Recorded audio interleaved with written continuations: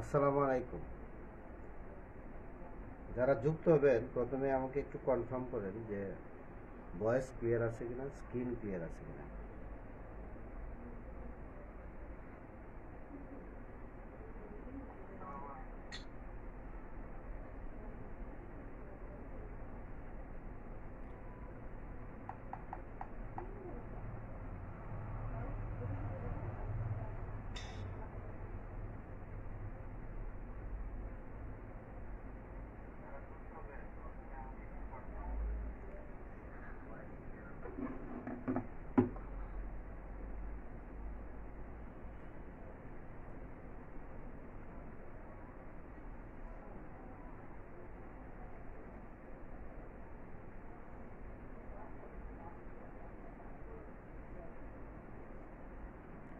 প্রথমে আমাকে একটু কনফার্ম করেন যে ভয়েস ক্লিয়ার আছে কিনা।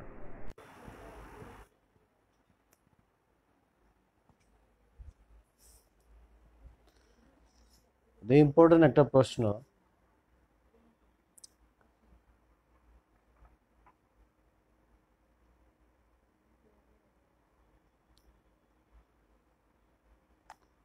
আমাকে কমেন্টে কনফার্ম করেন যে ঠিক আছে কিনা, সব ঠিকঠাক আছে।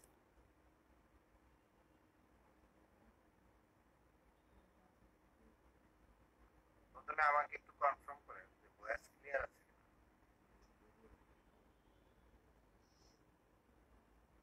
ভয়েস ক্লিয়ার কিনা এটা কনফার্ম করেন তো, যারা যুক্ত আছে।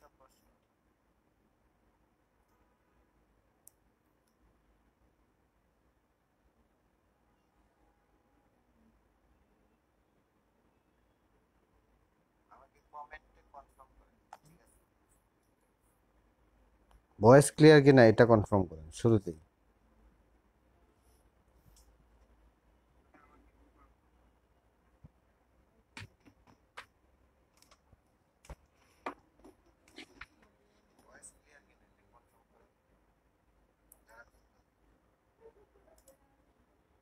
প্রথমে আমরা প্রশ্নগুলো দেখি দেখেন, এবং ক্লিয়ার বোঝা যায় কিনা, প্রশ্নগুলো ক্লিয়ার বোঝা যায় কিনা দেখেন তো। 46 নম্বরের প্রশ্নটা দেখেন।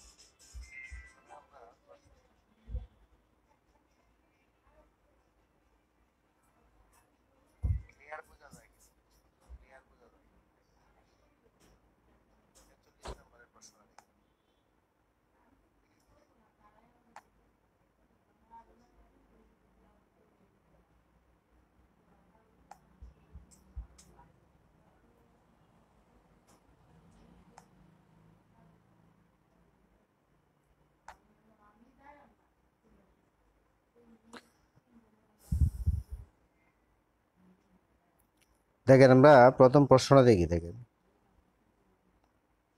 জি ক্লিয়ার, কাজী জিহাদ হাসান হৃদয়, থ্যাংক ইউ। আমরা প্রথম প্রশ্নটা দেখি দেখেন। এখানে বলা আছে রহিম, করিম এবং জামাল একসঙ্গে একটি নির্মাণ প্রকল্পে কাজ করছে। একদিনে জামাল যতটুকু কাজ করে, রহিম ও করিম একত্রে তার দ্বিগুণ কাজ করে। যদি জামাল একা পুরো কাজটি 4 মাসে করতে পারে, তবে 3 জন একসঙ্গে কাজটি করতে কত দিন লাগবে? দেখেন তাহলে এখানে যেটা বলা আছে যে তিনজন ব্যক্তি আছে, একটা প্রকল্পে কাজ শুরু করছে, এখানে তাদের মধ্যে কাজের তারতম্য আছে, অর্থাৎ এখানে জামাল যতটুকু কাজ একদিনে করতে পারে, রহিম এবং করিম একত্রে মিলে তার দ্বিগুণ কাজ করতে পারে। তাহলে এখানে কিন্তু একটা তথ্য দেওয়া আছে, দেখেন যে এখানে জামাল যেটা দেওয়া আছে, এই জামাল যেটা দেওয়া আছে সেটা কিন্তু বলা আছে এখানে যে সে কাজটি 4 মাসে করতে পারে। জামাল যে কাজটা 4 মাসে করতে পারে, আমরা যদি এটা খেয়াল করি যে 4 মাসে কাজটা করতে পারে বলা আছে, তাহলে এই 4 মাস বলতে কি বোঝায়? 4 মাস বলতে বোঝায় 120 দিন। তাহলে জামাল কাজটা করতে পারে 120 দিন সময় লাগে।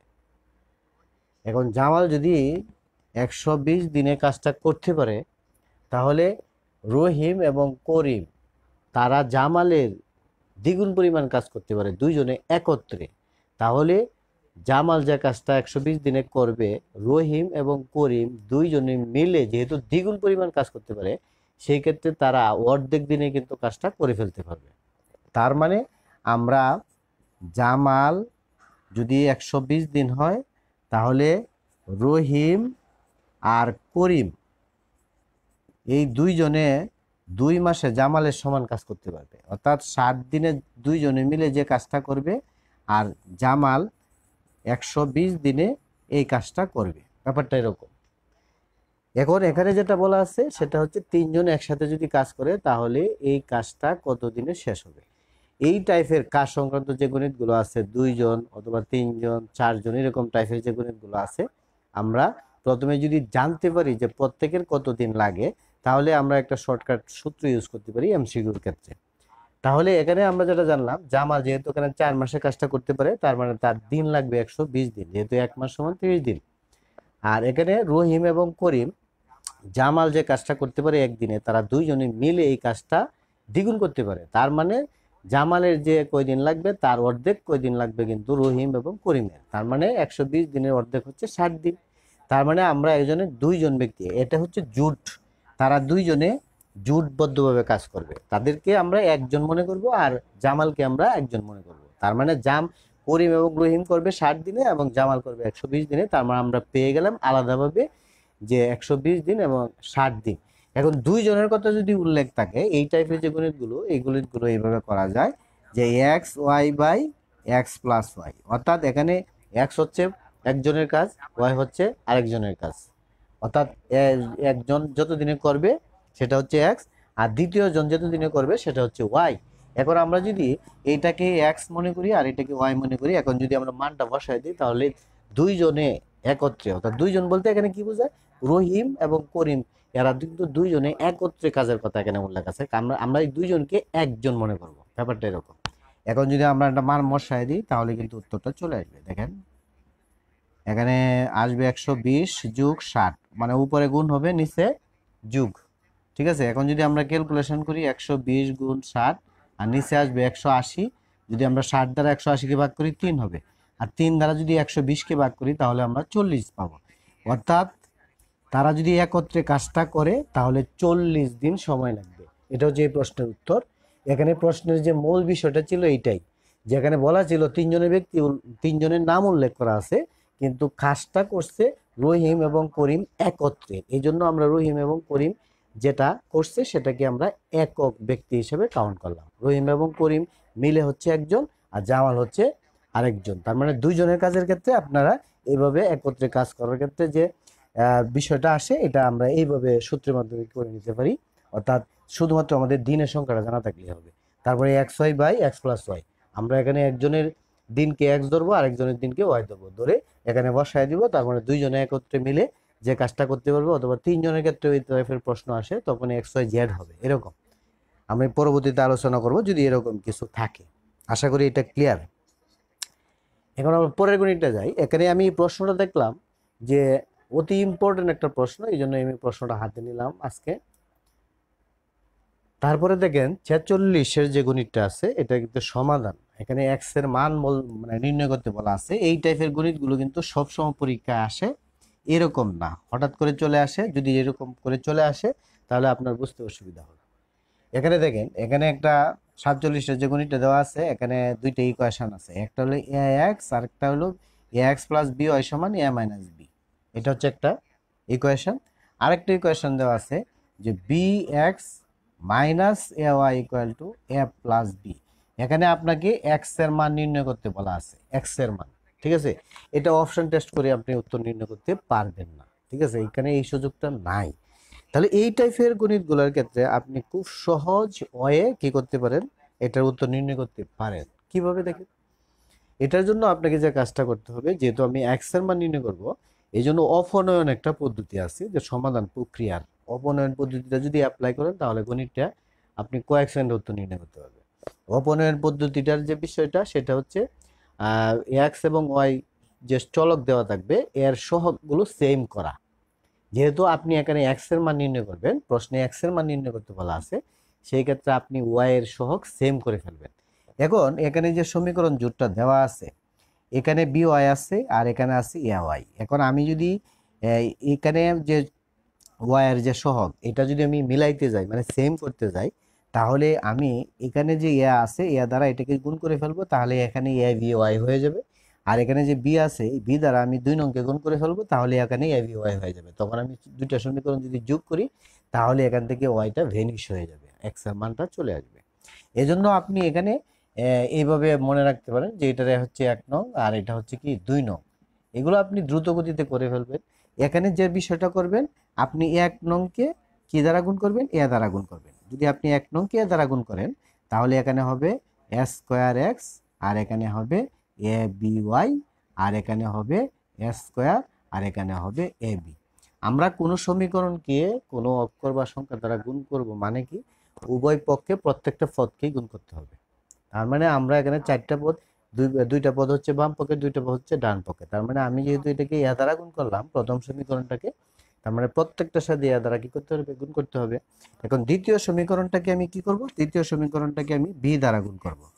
এখন বি দ্বারা যদি গুণ করি দ্বিতীয় সমীকরণটা, তাহলে এখানে হবে বি স্কোয়ার এক্স, আর এখানে হবে এ বি ওয়াই। আগে থেকে এ ওয়াই আছে, এ বি ওয়াই হবে। আর এখানে যদি বি দ্বারা গুণ করি তাহলে এটা হবে এ বি, আর এখানে এটা দ্বারা গুণ করলে বি দ্বারা বি স্কোয়ার হবে। এখন এই দুইটা সমীকরণ যদি আপনি যোগ করেন, তাহলে দেখেন এখানে প্লাস এ বি ওয়াই এবং মাইনাসের এ বি ওয়াই কিন্তু বাদ যায়।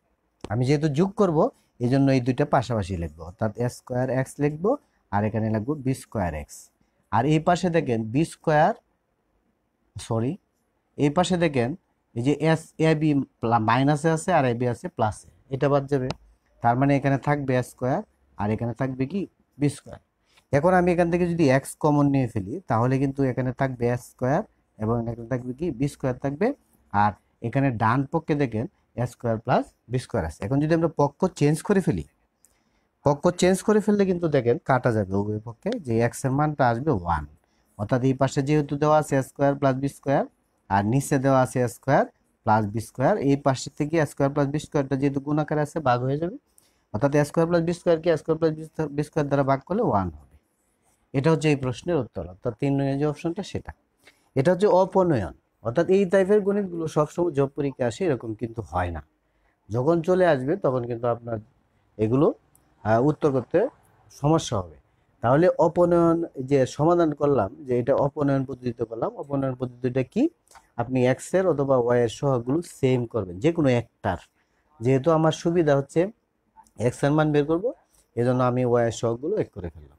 অর্থাৎ প্রথমটাকে এ দ্বারা গুণ করলাম, দ্বিতীয়টাকে বি দ্বারা গুণ করে আমি যোগ করে ফেললাম, সরাসরি এক্স এর মান চলে আসলো। আশা করি এটা ক্লিয়ার। যারা যুক্ত আছেন লাইভটা একটু শেয়ার করে দিবেন। এখন থেকে নিয়মিত লাইভ করার চিন্তা ভাবনা আছে। আপনারা যদি শেয়ার করেন তাহলে নিয়মিত লাইভ হবে ইনশাল্লাহ। আচ্ছা, পরের প্রশ্নটা দেখি আমরা। এই প্রত্যেকটা প্রশ্ন ইম্পর্টেন্ট আর কি। 48-এর যে প্রশ্নটা, এটা দেখেন, আশা করি দেখা যায়। 48-এর প্রশ্নটা হচ্ছে এরকম, যে এখানে বলা আছে যে একটি সংখ্যার বর্গের সাথে 5 যোগ করলে 30 হবে, মানে যোগফলটা 30 হবে। তাহলে সংখ্যাটা যদি আমি ধরে নিই যে একটা সংখ্যা হচ্ছে এক্স, এক্স এর বর্গ মানে কি এক্স স্কোয়ার, এর সাথে 5 যোগ করব, তখন যোগফলটা হবে 30-এর সমান। ব্যাপারটা এরকম। সংখ্যাটি কত, একদম সহজ। একটি সংখ্যার বর্গের সাথে 5 যোগ, তাহলে সংখ্যাটা যদি এক্স হয় এক্স এর বর্গ, এর সাথে 5 যোগ, যোগ করলে যোগফলটা হবে 30-এর সমান। এখান থেকে আপনাকে এক্স এর মান নির্ণয় করতে হবে, আর কিচ্ছু না। আপনি 5 পক্ষ চেঞ্জ করে নেবেন, 30, এটা প্লাস আছে মাইনাস হয়ে যাবে, তার মানে এক্স স্কোয়ার ইকুয়াল হবে কত, 25 হবে। এখন যদি আপনি বর্গমূল করে ফেলেন তাহলে এক্স এর মান পাবেন আপনি 5, তার মানে সংখ্যাটা হচ্ছে 5। একদম সহজ, অর্থাৎ 2 নং এর যে অপশনটা সেটা হবে তার সঠিক উত্তর। ওকে, বোঝা গেল? আচ্ছা, আরেকটা বিষয় হচ্ছে আপনারা দেখতেছেন ক্লিয়ার কিনা, এটা একটু কমেন্ট করলে ভালো হয়, আবার যে সব ঠিকঠাক আসলে দেখা যায় কিনা। তারপরে দেখেন পরের প্রশ্ন, দেখেন এই যে বালক বালিকা পুরুষ বালক মহিলা এই টাইপের কিন্তু কাজের ঐকিক নিয়মের যে গণিতগুলো আসে পরীক্ষায়, এইগুলো কিন্তু আপনি শর্টকাট ট্রিক্সের মাধ্যমে কৌশলে সহজ উত্তর নির্ণয় করতে পারবেন। এই গণিতটা দেখেন, এখানে কি বলা আছে যে 8 জন পুরুষ বা 18 জন বালক একটি কাজ 36 দিনে করতে পারে। প্রথম লাইনে যে সংখ্যাগুলো দেওয়া থাকবে এই টাইপের গণিতের ক্ষেত্রে বা যুক্ত যেগুলো দেওয়া থাকবে, পুরুষ বা মহিলা বা বালক যেভাবে থাকুক, এখানে বলা আছে 8 জন পুরুষ বা 18 জন বালক 36 দিনে একটি কাজ করতে পারে। এখানে প্রথম লাইনে প্রথম বাক্যে যে 3টি সংখ্যা দেওয়া থাকবে, এই 3টি সংখ্যা আপনি লবে গুণ করে নেবেন। প্রথম কাজ হচ্ছে আপনার এটা, প্রথমে আপনাকে 3টি সংখ্যা দেওয়া থাকবে, কিন্তু এই টাইপের গণিতগুলোতে 3টি সংখ্যা দেওয়া থাকে। প্রথমে 2টা জন দেওয়া থাকে, বালক বা বালিকা, মহিলা বা পুরুষ, পরে একটা দিন দেওয়া থাকে। এই 3টে সংখ্যা আপনি লবে গুণ করে ফেলবেন। এখন হরে আপনি কি করবেন, একদম সহজ বিষয়। এর পরের লাইনে আপনি খেয়াল করবেন, ওখানে প্রথমে যে দেওয়া থাকবে যে পুরুষ বালক, যেটা এর পরেও কিন্তু পুরুষ বালক দেওয়া থাকবে। প্রথমে যদি বালক বালিকা দেওয়া থাকে, পরেও কিন্তু বালক বালিকা দেওয়া থাকবে, পরে দিন দেওয়া থাকবে না। আপনাকে দিনটাই কিন্তু নির্ণয় করতে হবে। এখন এটা খুব সহজ, যে পরের লাইনে যে দেওয়া থাকবে যে 16 জন পুরুষ এবং 18 জন বালক সেই কাজ একদিনে, সেই কাজ দ্বিগুণ কাজটি করতে কতদিন সময় লাগবে। এখানে কিন্তু দ্বিগুণের ছাড়াও পরীক্ষা আসে, সরাসরি বলে ওই কাজটি করতে কতদিন লাগবে। এখানে বলা আছে যে ওই কাজের দ্বিগুণ পরিমাণ কাজ করতে কতদিন লাগবে, অর্থাৎ যে দিনটা আসবে সেই দিনটাকে 2 দ্বারা গুণ করলেই হবে। এখানে দ্বিগুণ 3 গুণ আসলে আপনি 3 গুণ থাকলে 3 দ্বারা গুণ করে ফেলবেন। আপনার মূল যে বিষয়টা সেটা হচ্ছে কাজটি করতে কতদিন লাগবে, এটা আগে আপনি নির্ণয় করে ফেলবেন। তাহলে কাজটি নির্ণয় করতে গেলে আপনাকে যে কাজটা করতে হবে, প্রথমে আমি বললাম যে প্রথম লাইনে যে 3টা সংখ্যা দেওয়া থাকবে, 3টা সংখ্যা আপনি লবে গুণ করে ফেলবেন। এখন দ্বিতীয় লাইনে কিন্তু 2টা সংখ্যা দেওয়া থাকবে জনের ক্ষেত্রে। এখন দ্বিতীয় লাইনে 2টা সংখ্যা আপনি কিভাবে লিখবেন, এখানে দেখেন দেওয়া আছে 16 জন পুরুষ। প্রথমে আপনি 16 জন পুরুষ, এই পুরুষের সাথে উপরে যে 2 জনের উল্লেখ থাকবে, এই 2 জনের ভিতরে তার যে সেমটা এটা দিবেন না গুণাকারে। অর্থাৎ এখানে দেওয়া আছে 16 জন পুরুষ, উপরে আছে কি 8 জন পুরুষ আর 18 জন বালক। আপনি উপরে যে 18 জন বালক আছে, পরে বালকের সাথে পুরুষ দিবেন, পুরুষের সাথে বালক দিবেন, ব্যাপারটা এরকম। তাহলে এখানে 16 জন আছে কি পুরুষ, তাহলে উপরে আছে কি 18 জন বালক, তার মানে পুরুষ আর বালক একসাথে গুণ হয়ে এভাবে লিখতে হবে, তারপরে দিতে হবে প্লাস। এখন এখানে কিন্তু আমরা 16 জনের ক্ষেত্রে লিখলাম, 16 জন পুরুষের ক্ষেত্রে। এখন এখানে যে কিন্তু লেখা আছে যে 18 জন বালক, এখন 18 জন বালকের ক্ষেত্রে আমি কাকে লিখবো গুণাকারে, উপরে দেখবো যে বালক ছাড়া কোনটা আছে, যে এখানে আছে কত 8 জন পুরুষ আছে, অর্থাৎ যেটা আছে এটা লেখা যাবে না, সেমটা বিপরীতটা লিখতে হবে।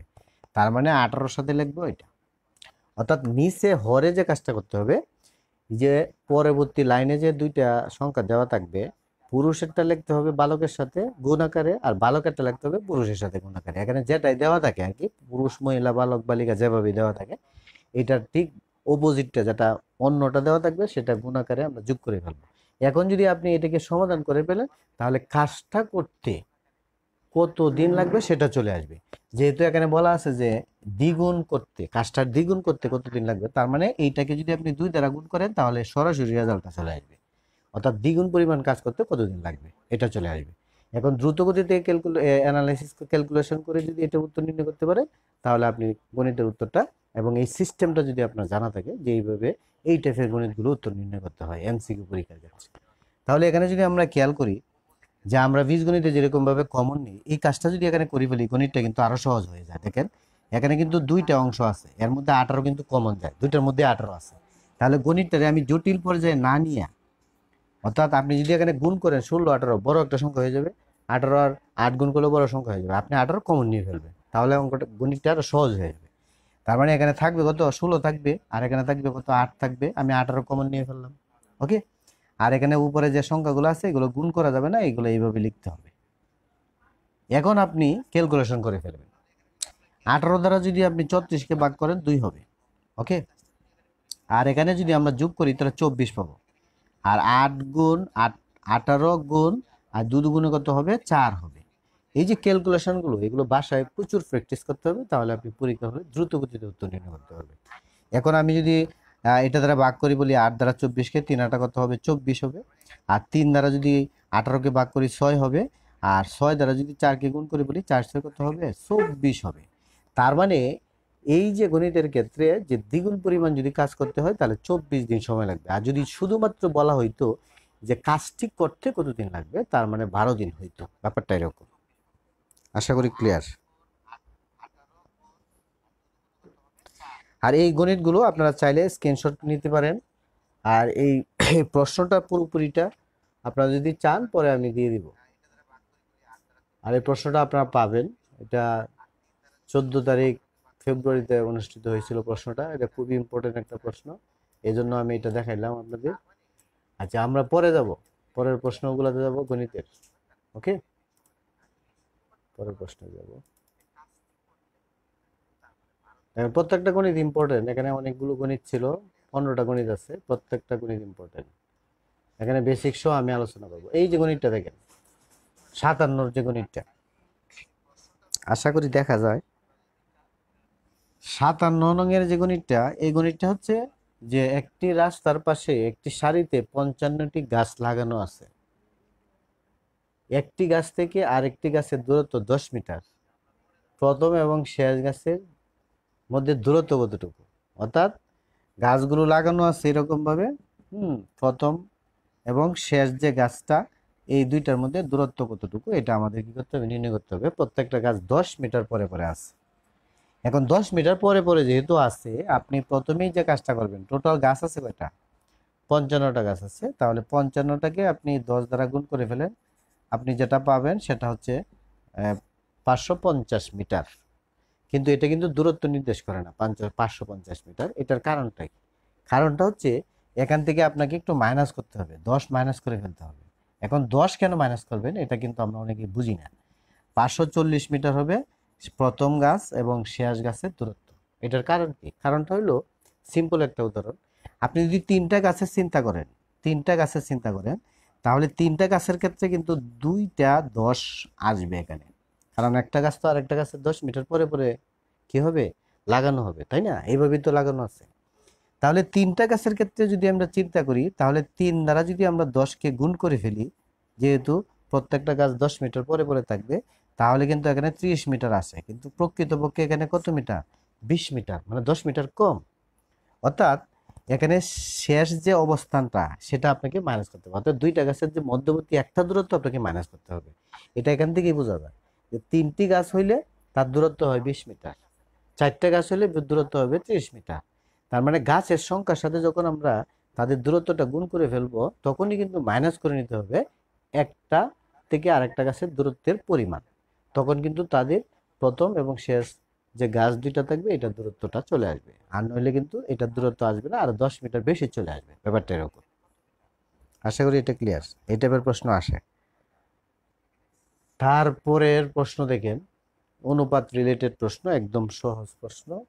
এটা হচ্ছে যে 90 মিটার দীর্ঘ একটি রশিকে 2 3 5 অনুপাতে ভাগ করলে বড়টা কত? আপনি মনে মনেও অনুপাতগুলো কি করে ফেলবেন, যোগ করে ফেলবেন। যোগ করলে পাবেন 10। যেহেতু বড়টা নির্ণয় করতে বলছে, 90-এর আমরা লিখবো 10/5, বড় অনুপাতটা লিখবো, একদম সহজ। এখন আপনি ভাগ করে ফেললেন, 45 পাবেন। এরকমভাবে অনুপাতের যে গণিতগুলো এগুলো করা যায়। আচ্ছা, এরপরের প্রশ্নটা দেখি। এরপরের প্রশ্নটা কিন্তু যে গড় রিলেটেড, এটা কিন্তু একটু ভিন্ন রকম একটা প্রশ্ন। সবসময় এই টাইপের প্রশ্নগুলো হয় না। তাহলে এই টাইপের প্রশ্নগুলো দেখেন, এখানে বলা আছে প্রথম দুইটা ক এবং ক, এর গড় হচ্ছে কত? 605। আর খ এবং গ এর গড় হচ্ছে 635।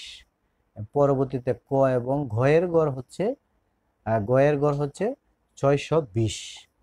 এখন এরকম ভাবে দুইজন দুইজন করে গড় দেওয়া আছে, এবং এই দুইজন দুইজন করে যে দেওয়া আছে এর মধ্যে কিন্তু তিনজন আছে টোটাল, ক ক গ এরকম ব্যক্তির নাম দেওয়া আসতে পারে, এখানে ক ক গ দেওয়া। এই ক ক গ এর গড় আয় নির্ণয় করতে হবে। এখন এই ধরনের যে গণিতগুলো যখন পরীক্ষায় আসে তখন যদি আপনি অ্যানালাইসিস করার অর্থাৎ ক্যালকুলেশন করার যে কৌশলগুলো না জানেন তাহলে কিন্তু এগুলো অনেক সময় নেবে আপনার। এটা হচ্ছে যে ক এবং ক এর যে আয় সেটা 605 × 2 হবে, কারণ তাদের গড় ছিল এইটা, 605 হচ্ছে গড়। তাহলে 605 যদি গড় হয় তাহলে মোট কি হবে, মোট মানে দুইজনের একসাথে যে মোট আয়টা সেটা আমরা জানি, যেহেতু দুইজন দুই দ্বারা গুণ করলে গড়কে দুইজনের মোটটা চলে আসবে, এটা হয়ে গেল। এইরকম হয়ে বাকি যে দুইটা সেই দুইটা নির্ণয় করতে হবে। এখানে আছে খ এবং গ, এখানে আছে তাদের গড় কত, 635, এটাও গুণ করতে হবে দুই দ্বারা, তার মানে এই দুইজনের ক্ষেত্রে মোট আয়টা চলে আসলো। এরকম ভাবে পরে দেওয়া আছে ক এবং ঘ, তারপরে দেওয়া আছে কত, এটা ক আছে আর এটা আছে কি গ, এখানে আছে কত 620, এটাকে আপনি দুই দ্বারা গুণ করে ফেলবেন। এখন আপনি সবগুলোকে যোগ করে ফেলবেন, যেহেতু এখানে বলা আছে যে ক ক গ তিনজনের গড় আয় কত সেটা নির্ণয় করতে হবে। আপনি যদি এখানে যোগ করেন দুইটা করে ক পাবেন, দেখেন একটা ক, এই যে একটা ক, খ পাবেন দুইটা, এই জন্য আপনি দুই কমন নিয়ে এইভাবে লিখে ফেলবেন, যেহেতু আপনি দুইটা করে পাবেন, বাস। আর এখানেও দেখেন প্রত্যেকটার মধ্যে দুই আছে। আমি কিন্তু আপনাদের যেটা বলছিলাম যে ক্যালকুলেশন করার কিছু কৌশল আছে, এগুলো জানতে হবে। এখন আপনি যদি এগুলো গুণ করে করে যোগ করেন তাহলে কিন্তু গণিতটা অনেকটা বড় হয়ে যাবে এবং সময় লাগবে বেশি। আপনি এখানে যেহেতু দুই আছে প্রত্যেকটার সাথে দুই কমন নিয়ে এই সংখ্যাগুলো যোগ আকারে লিখে ফেলবেন, এই যে 605, 635, তারপরে হচ্ছে 620, এই যে এইভাবে লিখে ফেলবেন। এখন উভয় পক্ষ থেকে দুই বাদ দিয়ে ফেলবেন, বাস হয়ে গেল। আমি উভয় পক্ষ থেকে দুই বাদ দিয়ে ফেললাম। এখন যেহেতু তারা বলছে এই তিনজনের মোট যেটা আয় সেটা কিন্তু আসছে, এখন তারা কিন্তু গড় বলছে এখানে। আমরা যদি জানি যে তিনজনের মোট আয় যদি এইটা হয় তাহলে এইটার যোগফলকে 3 দ্বারা ভাগ করলে গড় আয় চলে আসবে। তার মানে প্রথমে আমরা এইটা যোগ করে ফেললাম, ঠিক আছে, যদি যোগ করে ফেলি তাহলে এখানে যেটা আসবে 10 হবে, এই তিনটা আমরা যোগ করে ফেলবো, 3 দুগুণে 6, 6 হবে, 3 × 18 হবে, এটা হচ্ছে তার মোট। এখন আমি যদি গড় নির্ণয় করি, যেহেতু এখানে তিনজন ব্যক্তি ছিল সেই ক্ষেত্রে আমরা 1860-কে 3 দ্বারা কি করে ফেলবো, ভাগ করে ফেলবো, 630 পাবো, অর্থাৎ ক ক গ এর আয় হচ্ছে 630। এই যে কৌশলগুলো, এই কৌশলগুলো অ্যাপ্লাই করতে হবে দ্রুত গতিতে ক্যালকুলেশন করার জন্য। তাহলে এখানে আমরা উত্তর পাই কত, 4 নংয়ের যে 2 নংয়ের যে অপশনটা, সরি, আমরা 3 দ্বারা যদি ভাগ করি, সরি 3 দ্বারা ভাগ করলে আমরা 620 পাই, 3 দ্বারা ভাগ করলে আমরা 620 পাই, ব্যাপারটা এরকম। ওকে, আচ্ছা এরপরে যাই। এই যে ফার্স্ট পেজের যে গণিতগুলো দেখেন, এই ফার্স্ট পেজের গণিতগুলো কিন্তু অনেক পরীক্ষা আসে। এই টাইপের গণিতগুলো দুই ধরনের হয়, এখানে একটু ভিন্ন রকম একটা গণিত দেখেন। এটা এখানে বলা আছে প্রথমে 800 জন ছাত্রের 60% গণিতে এবং 70% বাংলায় ফাঁস করে, কিন্তু পরে বলা আছে 10% দুটি বিষয়ে ফেল করে। এই টাইপের গণিত দুই ধরনের হয়, প্রথমে ফার্স্ট ফার্স্ট ফার্স্ট দেওয়া থাকে, এখানে কিন্তু ফার্স্ট ফার্স্ট ফেল দেওয়া, অর্থাৎ উভয় বিষয়টা ফেল দেওয়া। যেহেতু উভয় বিষয়টা ফেল দেওয়া, এজন্য আপনার প্রথম কাজ হলো গণিতে ফেল যে করছে সেটা নির্ণয় করতে হবে। গণিতে ফাঁস করে কত, গণিতে ফাঁস করে 60%, তার মানে এখানে ফেল করে কত, 100 থেকে মাইনাস করতে হবে, 100 থেকে 60 মাইনাস করবেন, এই 40 হলো ফেল। এরকমভাবে ফেল কেন বের করবেন, এটা নির্ভর করবে উভয় বিষয়ের উপরে। উভয় বিষয় যদি ফার্স্ট থাকে তাহলে ফার্স্ট, তাহলে ফেল থাকলে ফেল। এজন্য আমরা এখানে প্রথমে ফেলটা নির্ণয় করে নেব। এখন বাংলার কথা যদি চিন্তা করি, বাংলায় ফেল করে কতজন, ফার্স্ট করে যেহেতু 70, তার মানে ফেল করে হচ্ছে 30। এই যে আমরা ফেল করার পরিমাণটা নির্ণয় করলাম, এখন আমার মূল উদ্দেশ্য হচ্ছে টোটাল ফেল করে কতজন সেটা নির্ণয় করা। উভয় বিষয়ে ফেল করে কতজন, 10 জন ফেল করে। শুধু গণিতে ফেল করে কতজন, এটার জন্য কিন্তু আপনাকে উভয় বিষয়টা এই 40 থেকে বাদ করতে হবে, অর্থাৎ গণিতে ফেল করে টোটাল হচ্ছে 40, কিন্তু শুধু যদি গণিতে ফেল করা বের করতে চাই তাহলে উভয় বিষয়টা কি করতে হয়, বাদ দিতে হয়। এজন্য আপনার এখানে 3টে ক্যালকুলেশন আছে। এই 40 থেকে আপনাকে কি করতে হবে, উভয় বিষয়টা বাদ দিতে হবে। তাহলে গণিতে, শুধুমাত্র গণিতে ফেল করা ছাত্র সংখ্যা চলে আসলো। আবার এখানে 30 থেকে যদি আপনি উভয় বিষয়ে যে ফেল করে 10 জন সেটা যদি বাদ দেন, তাহলে বাংলায় শুধু ফেল করে যে 20 জন সেটা চলে আসলো। আর উভয় বিষয়ে ফেল করে কয়জন, 10 জন। তার মানে এই টোটালটা হচ্ছে ফেলের পরিমাণ, এই টোটালটা হচ্ছে ফেলের পরিমাণ। এখানে ফেল করে হচ্ছে 60%। 60% যদি টোটাল ফেল করে, তার মানে ফাঁস করে শতকরা 100 থেকে আমরা 60 কি করে দিব, মাইনাস করে দিব। 100 থেকে 60 মাইনাস করলে আমরা 40% পাবো পাস করে। ব্যাপারটা হচ্ছে এরকম। ঠিকঠাক আছে? 50, 60 আমরা এখান থেকে বিয়োগ করলাম, 40 থেকে 30 পাইলাম। ঠিক আছে, এখানে 30 থেকে আমরা পাইলাম 20, আর উভয় বিষয়ে ফেল করে হচ্ছে 10। ঠিকই তো আছে। এখানে টোটাল ফেল করে হচ্ছে 60%, তার মানে ফাঁস করে হচ্ছে 40%। ওকে, এখানে উত্তর নাই।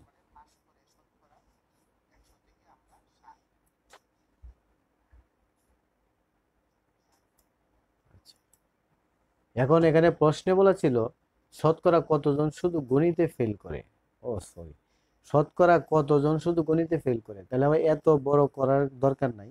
এখানে প্রশ্নটা হচ্ছে যে শতকরা কতজন শুধু গণিতে ফেল করে, তাহলে শতকরা কতজন গণিতে ফেল করে, 30 জন ফেল করে। এখানে কিন্তু প্রশ্নে বলেছিল শতকরা কতজন শুধু গণিতে ফেল করে, তাহলে আমরা উত্তরটা এখানেই পাই। এই যে এখানেই পাই মূলত। আমরা ফাঁস করার কথা তো এখানে বলা হয় নাই, যদি ফাঁস করার কথা বলা হয় তাহলে 40% ফাঁস করে এরকম। যেহেতু শুধু গণিতের কথা বলা আছে, তার মানে 30%ই হবে উত্তর। ওকে, তারপরে দেখেন এরপরের প্রশ্ন দেখেন। আমি একটু সিকোয়েন্স উল্টাপাল্টা করছি, অর্থাৎ আমরা পরের প্রশ্নগুলো দেখি 50 থেকে। এই 50 নম্বরের প্রশ্নটা দেখেন, এটা একটু অন্যরকম প্রশ্ন। এটা নোট রিলেটেড, অর্থাৎ এখানে বলা আছে একটি বাক্সে কিছু 50 টাকা এবং কিছু 20 টাকা এবং কিছু 10 টাকার নোট আছে। টোটাল টাকার পরিমাণ হচ্ছে 980 টাকা, কিন্তু আমরা জানি না যে কি পরিমাণে নোট আছে। শুধু আমরা জানি যে নোট আছে 50 টাকার নোট, 20 টাকার নোট আর হচ্ছে 10 টাকার নোট। এই টোটাল নোটগুলো মিলে হবে 980 টাকা। প্রশ্নে বলা আছে 20 টাকার নোট যদি 20টা থাকে, তাহলে সর্বোচ্চ 50 টাকার নোট আছে কয়টা, সেটা আপনাকে নির্ণয় করতে হবে। তাহলে আমি জানি না, যে ধরে নিলাম 50 টাকার নোট আছে এক্স পরিমাণ, আর 20 টাকার নোট আছে ওয়াই পরিমাণ, আর 10 টাকার নোট আছে জেড পরিমাণ। তাহলে সবগুলো যদি আমরা যোগ করি তাহলে হবে 980 টাকা। ব্যাপারটা এরকম। এখন এই জায়গায় একটার মান দেওয়া আছে, অর্থাৎ 20 টাকার নোট আছে 20টা, অর্থাৎ ওয়াই এর মান হবে এখানে 20। আর কোনো পরিমাণ কিন্তু উল্লেখ নাই, অর্থাৎ 10 টাকার আছে কয়টা বা 50 টাকার আছে কয়টা, এটা কোনো উল্লেখ নাই। তাহলে এটা আমরা এভাবে লিখতে পারি। ওকে, যদি এটা আমরা এভাবে লিখি তাহলে এখানে 50x আর 10z এটা এই পাশেই থেকে যাবে, কারণ এটার পরিমাণ আমাদের জানা নাই। আর এখানে হবে 400। যদি আমরা 980 থেকে 400 বিয়োগ করি, তাহলে এখানে আমরা যেটা পাই সেটা পাবো 580 পাবো। ওকে, এই 580 টাকার মধ্যে আপনার সর্বোচ্চ 50 টাকার নোট আছে কতগুলো, সেটা আপনাকে নির্ণয় করতে হবে। সিম্পল একটা বিষয়। আপনি যদি 580কে 50 দ্বারা ভাগ করেন, তাহলে 50 টাকার নোট কতগুলো আছে সেটা কিন্তু চলে আসবে এখানে। তাহলে দেখেন, প্রথমে একবার দিতে পারেন, তারপরে হচ্ছে 80, পরে আরেকবার দিতে পারেন। তার মানে আমরা এখানে ফাইনালি বলতে পারি 11টা 580 টাকার ভিতরে 11টা 50 টাকার নোট আছে, আর বাকি 3টে আছে কি 10 টাকার নোট। কিন্তু 11 কিন্তু অপশনে নাই। এখানে আছে 7টি, এখানে আছে 8টি, এখানে আছে 9টি, আর চতুর্থ অপশনে আছে কোনোটি নয়। তার মানে উত্তর হবে কোনোটি নয়। যদি সঠিক উত্তর বের করতে চান, তাহলে এখানে 50 টাকার নোট হবে সর্বোচ্চ 11টি। আবার যদি তারা এরকম প্রশ্ন করতো যে 10 টাকার নোট হবে কয়টি, তো 10 টাকার নোট হবে এখানে 3টি, 50 টাকার হবে 11টি, আর 20 টাকার নোট তো 20টি দেওয়া আছে। ব্যাপারটা এরকম। ওকে, তারপরে দেখেন এখানে একটা ভুল প্রশ্ন এটা দেওয়া আছে, এটা আমি বুঝাবো। দেখেন এই প্রশ্নটা ভুল ছিল। কিরকম ভুল ছিল? এখানে বলা আছে যে প্রতি 4 বছর অন্তর অন্তর জন্মগ্রহণ করা 5টা শিশুর গড় বয়স হচ্ছে 75। এই জায়গায় ভুল, কারণ 5জন শিশুর গড় বয়স 75 হতে পারে না, যেহেতু তারা শিশু, তাহলে গড় বয়স তো আরো কম হওয়ার কথা। ঠিক আছে, প্রত্যেকের বয়স গড় বয়স মানে কি, প্রত্যেকের বয়স কত, 75। এই জায়গাটায় ভুল। এই জায়গায় হবে গড় বয়স না, হবে মোট বয়স। অর্থাৎ প্রতি 4 বছর অন্তর অন্তর 5টা শিশুর মোট বয়স হবে 75, আর সবচেয়ে ছোট যে শিশুটা তার বয়স কত। যদি আমরা এইভাবে গণিতটা করি তাহলে এটা উত্তর পাওয়া যাবে। অর্থাৎ আমি যদি ধরে নেই যে সবচেয়ে ছোট যে বাচ্চাটা তার বয়স হচ্ছে এক্স, যেহেতু এখানে বলা আছে যে 4 বছর অন্তর অন্তর, পরের যে বাচ্চাটা বয়স হবে x+4, এরকম হবে। এর পরের বাচ্চাটার বয়স হবে x+8। ঠিক আছে, এর পরে বাচ্চাটার বয়স হবে x+12। তাহলে এখানে 1জন, 2জন, 3জন, 4জন, আরেকজন হবে x+16। অর্থাৎ 4 অন্তর অন্তর যেহেতু হয় সেক্ষেত্রে এখন সবগুলো বাচ্চার বয়সের সমষ্টি হবে 75। এখান থেকে যদি আমরা এক্স গুলো যোগ করি তাহলে 5টা এক্স পাবো, আর সবগুলো সংখ্যা যদি আমরা যোগ করে ফেলি 24, 24, 30, আমরা 24, 30, 40 পাবো। আমরা টোটাল পাবো 40। ঠিক আছে, দেখেন এখন আমরা যদি 5x সমান 75 বিয়োগ 40 লিখি, আর 5x সমান যদি আমরা এখানে 35 লিখি, আর x দ্বারা 5 দ্বারা ভাগ করি, তাহলে x এর মান পাবো 7। তার মানে সবচেয়ে ছোট ছেলেটার বয়স ছিল, বাচ্চাটার বয়স ছিল 7 বছর, পরেরটার ছিল 11 বছর, এরকম করে পর্যায়ক্রমে যাবে। এটা হচ্ছে সঠিক উত্তর। আর এখানে কিন্তু যে 7 অপশনটা দেওয়া আছে, তার মানে এই প্রশ্নের ক্ষেত্রে এখানে হবে যে 5টি যে বাচ্চার যে শিশুর বয়স 75 বছর, অর্থাৎ টোটাল মিলে 75 বছর হবে। ব্যাপারটা এরকম। ওকে, তারপরে দেখে এখানে বলছে যে বিশেষ ক্রমানুসারে সাজানো একটা প্যাটার্ন দেওয়া আছে, বলছে পরবর্তী সংখ্যাটা কত। এখানে বিশেষ ক্রমানুসারে সাজানো মানে হচ্ছে কি, দেখেন এখানে এটার মানেটা কি বুঝাইতেছে। এটার মানেটা বুঝাইতেছে যে এখানে যদি আপনি পার্থক্য নির্ণয় করেন, আমরা দেখছি যে ম্যাক্সিমাম প্যাটার্নগুলো পরীক্ষায় যে আসে এগুলো পার্থক্য নির্ণয় করলে বোঝা যায় যে কোন পরের সংখ্যাটা কি হবে, কিন্তু এখানে পার্থক্য মিলে না। দেখেন এখানে 3, 2 হবে প্রথমে, পরে হবে 3, পরে হবে 5, পরে হবে 6, এরপরে হবে 11, এরপরে হবে কি 9, 10, 11, 12, এরপরে হবে 13। দেখেন এখানে মিলে না, 2 এর পরে 3, 3 এর পরে 5, 5 এর পরে 6, 6 এর পরে 11, 11 এর পরে 13। এখানে কোনো পার্থক্যের মিল নাই। তার মানে এইভাবে আপনাকে পরবর্তী সংখ্যা নির্ণয় করতে পারবেন না। তাহলে কি করতে হবে এখানে দেখি আমরা। আমরা যদি এই দিক থেকে চিন্তা করি, যে এই দিক থেকে চিন্তা করি, এই যে বিষয়গুলো, এই যে মার্ক করা যে যে সংখ্যাগুলো, এগুলো কিন্তু মৌলিক সংখ্যা। দেখেন ভালো করে খেয়াল করেন, মৌলিক সংখ্যা। তার মানে এরকম ভাবে যদি পর্যায়ক্রমে আসে তাহলে 29-এর পরেও একটা মৌলিক সংখ্যা আসার কথা। ঠিক আছে, এখন 29-এর পরে যদি মৌলিক সংখ্যা আসে তাহলে অপশনের মধ্যে আমরা দেখবো যে কোনটা মৌলিক সংখ্যা। এখানে 59 আছে, 66 আছে, 64 আছে, 72 আছে, তার মানে এই যে 59, এটা কিন্তু মৌলিক সংখ্যা।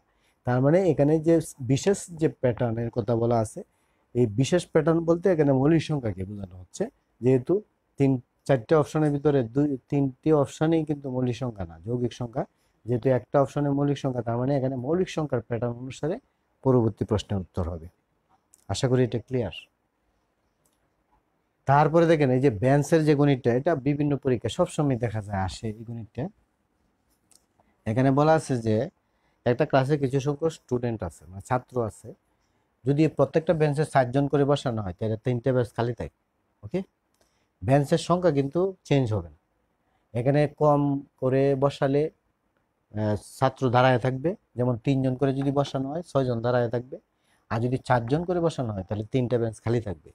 ক্লাসের যে বেঞ্চের সংখ্যা এটা কিন্তু সেমই থাকবে, এটার কোনো পরিবর্তন নেই, শুধু শিক্ষার্থী কম অথবা বেশি বসবে। তাহলে আমি যদি ধরে নেই যে মোট শিক্ষার্থী যেটা সেটা হচ্ছে 1 জন, তাহলে আমরা বসাবো প্রথমে 4জন করে। আমি যদি ধরে নেই যে শিক্ষার্থী 20 জন, 4জন করে বসলে 5টা বেঞ্চ থাকবে। যেমন এটা বের করতে হবে কিভাবে, ভাগ করে বের করতে হবে। অর্থাৎ 20 জনকে আমরা যতজন করে বসাবো তত দ্বারা ভাগ করব। 4জন করে বসাবো, 4 দ্বারা 20কে ভাগ করলে 5 জন, অর্থাৎ একটা বেঞ্চে 5 জন বসবে। তাহলে আমরা যদি মোট ধরে নিই 1 জন, তার মানে আমরা যেহেতু বসাবো 4জন করে, সেই ক্ষেত্রে আমরা 4 দ্বারা কি করে দিব, ভাগ করে দিব। ভাগ করে দেওয়ার পরে ছাত্রছাত্রী বসছে যে বেঞ্চের সংখ্যা আসবে, কিন্তু এরপরে দেখা যাবে কয়টা বেঞ্চ খালি থাকবে, 3টা। তার মানে মোট বেঞ্চ বের করতে গেলে তার সাথে কি করতে হবে, যোগ করতে হবে। এটা হচ্ছে বসছে যারা সেই বেঞ্চের সংখ্যা, আর এটা হচ্ছে খালি। এ হচ্ছে ক্লাসরুমের যে বেঞ্চের সংখ্যা সেটা। এখন পরে বলতেছি যে 3জন করে যদি বসানো হয়, 6জন দাঁড়ায় থাকে, তার মানে 6জনকে আমরা ক্লাসরুম থেকে বের করে দিলাম। তাই বের করে দিলাম মানে কি, ছিল 1 জন, 6জনকে বের করে দিলাম, তাহলে মোট রইল এতজন। এখন বসবে কতজন করে, 3জন করে বসবে, তার মানে 3জন তারা ভাগ করে দিব। 6জন কিন্তু ক্লাসের বাইরে, যারা থাকবে তারার মধ্যে সবাই 3জন করে বসবে, তাহলে মোট সবগুলো বেঞ্চে বসবে। তার মানে মোট বেঞ্চের সংখ্যা হবে এটা। এই পাশে বেঞ্চের সংখ্যা আর এই পাশে বেঞ্চের সংখ্যা পরস্পর কি সমান। এখান থেকে আপনি ক্যালকুলেশন করে এক্স এর মান নিয়ে আসবেন, মানে কি আপনার এখানে এই বেঞ্চের সংখ্যা চলে আসবে 3×12। দ্রুত গতিতে কাজ করতে হবে এগুলো। আপনি যদি আর আর গুণ করেন, 4x 24, 3x 34, অর্থাৎ এক্স সমান আপনি ফাইনালি পাবেন 0.6 পাবেন। অর্থাৎ টোটাল ছাত্রছাত্রীর সংখ্যা হচ্ছে 60 জন। ওকে, 2 নম্বর অপশন। তারপর একটা প্রশ্ন আছে, দেখেন এই প্রশ্নটা কি, যে একটি সমকোণী ত্রিভুজাকৃতি একটি মাঠের অতিভুজ আর ভূমি দেওয়া আছে। তাহলে একটা সমকোণী ত্রিভুজাকৃতি মাঠ, এটার অতিভুজ আছে 13 আর ভূমি আছে 5। আমরা জানি যে সমকোণী ত্রিভুজের ক্ষেত্রে যদি 2টা বাহুর দৈর্ঘ্য দেওয়া থাকে, তৃতীয়টা বের করা যায় পিথাগোরাস উপপাদ্য ইউজ করে। তার মানে একটা 13 হইলে আরেকটা 12 হবে, একটা 5 হইলে আরেকটা 13 হইলে আরেকটা কি হবে, 12 হবে। এখন আমরা জানি যে ত্রিভুজের ক্ষেত্রে কি, সমকোণীর ক্ষেত্রে হাফ ইন্টু ভূমি ইন্টু উচ্চতা। তার মানে হাফ, ভূমি হচ্ছে 5, উচ্চতা হচ্ছে 12, তার মানে 6, অর্থাৎ 30 হবে এই প্রশ্নের উত্তর। ওকে, 3 নং যে অপশনটা সেটা। তারপরে আমরা এই প্রশ্ন দেখি। এই প্রশ্নটা হচ্ছে যে 10 বছর আগে রহিমের বয়স করিমের বয়সের অর্ধেক ছিল। এখন বর্তমানে তাদের অনুপাত হচ্ছে 3 এবং 4। তাহলে বর্তমানে যদি আমি একজনের বয়স 3 ধরি, আরেকজনের বয়স 4 ধরি, ব্যাপারটা এরকম হবে বর্তমানে এটা। এখন 10 বছর আগে তাদের বয়সের সম্পর্ক ছিল অর্ধেক। 10 বছর আগে বলতে কি বোঝা, 10 বিয়োগ করতে হবে। 10 বিয়োগ করলাম, বিয়োগ করলে এটার অর্ধেক হয়ে যাবে, ব্যাপারটা এরকম। অর্থাৎ যার অনুপাতটা বেশি তার বয়সটা বেশি। 10 বছর আগে তার বয়সের অর্ধেক হবে আগের প্রথম জনের বয়স। প্রথম জনের বয়স 10 বছর আগে এটা, আর দ্বিতীয় জনের বয়স এটা। দ্বিতীয় জনের বয়সের অর্ধেক হবে কিন্তু প্রথম জনের। এই জন্য আমরা এটাকে এইভাবে লিখতে পারি। এখন যদি আমরা ক্রস গুণ করে ফেলি তাহলে উত্তর চলে আসবে। দেখেন, এগুলো যত দ্রুত ক্যালকুলেশন করে নিতে হবে, যত দ্রুত। এক্স গুলো এক পাশে করলাম, 20 এই পাশে গিয়ে প্লাস হয়ে যাবে, আর 10 থাকবে মাইনাস। তার মানে 2x ইকুয়াল টু কত হবে, 10 হবে। x ইকুয়াল টু কত হবে, 5 হবে। এখন প্রশ্নে কি স্যার, প্রশ্নে বলছে তাদের বর্তমান বয়সের সমষ্টি কত। তাহলে একজনের কত ধরছিলাম, 3x, আরেকজনের কত 4x, তার মানে দুইজনের হবে 7x। আপনি যদি এখানে x এর মানটা বসায় দেন, তাহলে তাদের দুইজনের বয়সটা বর্তমানে চলে আসবে 35। আশা করি ক্লিয়ার। ওকে, এরপরে দেখেন, এরপরে হচ্ছে ইস্পাত এবং লোহা, সরি একটা ইস্পাতে লোহা এবং কার্বনের পরিমাণ, কার্বনের অনুপাত দেওয়া আছে। একটা ইস্পাতে লোহা এবং কার্বনের অনুপাত 49 এবং 1। 200 কেজি ইস্পাতে কার্বনের পরিমাণ কত। তাহলে আমরা জানি যে এই টাইপের গণিতগুলো করার জন্য অনুপাতটা কি করতে হয়, যোগ করতে হয়। অনুপাতগুলা অনুপাতে যোগ করে দিবেন। এখন 200-র ভিতরে, হ্যাঁ, অনুপাতের কি পরিমাণ চাইছে, 1 হচ্ছে কার্বন, 1 কি কার্বন, আর এটা হচ্ছে লোহা। তাহলে যারা চাই যেটা সেটা হচ্ছে কার্বন, তার মানে 50/1।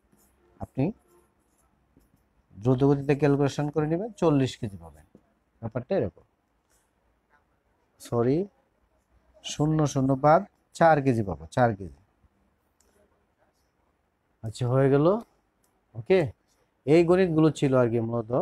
এখন আপনারা যদি নিয়মিত ক্লাস পেতে চান, এখন থেকে নিয়মিত লাইভ হবে, ফেড ব্যাচের ক্লাসগুলো হবে এখন। আর নিয়মিত বিভিন্ন ধরনের ইম্পর্টেন্ট ভিডিও থাকবে, এবং প্রতি সপ্তাহে যে জব রিলেটেড যে পরীক্ষাগুলো হয় বিভিন্ন পদের ক্ষেত্রে, এমসিকিউ লিখিত এগুলোর ক্ষেত্রে যে প্রশ্ন সলিউশনের যে বিষয়গুলো থাকে পরীক্ষা পরবর্তীতে এই প্রশ্ন সলিউশনের ক্লাসগুলো কিন্তু আপনারা math magic point Facebook page এবং ইউটিউব চ্যানেল যে কোনো এক জায়গায় কিন্তু এগুলো পেয়ে যাবেন। আপনারা math magic point Facebook page এবং ইউটিউব চ্যানেল আর দুটাতেই যুক্ত থাকবেন, যাতে যে কোনোটাতে অর্থাৎ ফেসবুকে অথবা ইউটিউবে যেখানেই আমি প্রশ্ন সলিউশনের যে ক্লাসগুলো আছে, এছাড়া তো ধারাবাহিকভাবে বিভিন্ন টপিকের উপরে ক্লাস থাকবে। এই সকল ক্লাসগুলো যাতে আপনার পেয়ে যান, এই জন্য আপনারা এই দুইটা প্ল্যাটফর্মে থাকবেন। আর যারা এতক্ষণ আমার সাথে ছিলেন তাদেরকে অসংখ্য ধন্যবাদ। আমি চেষ্টা করব এখন থেকে নিয়মিত আপনাদেরকে লাইভ ভিডিও রিলস এই ধরনের বিভিন্ন ধরনের গুরুত্বপূর্ণ গণিত রিলেটেড যে ক্লাসগুলো আছে এই ক্লাসগুলো উপহার দেওয়ার জন্য। আজকে এই পর্যন্তই। ক্লাসটা শেয়ার করে দিবেন, শেয়ার করলে উপস্থিতি বাড়ে, ক্লাস করার আগ্রহ বাড়ে। এই হচ্ছে বিষয়টা। আসসালামু আলাইকুম।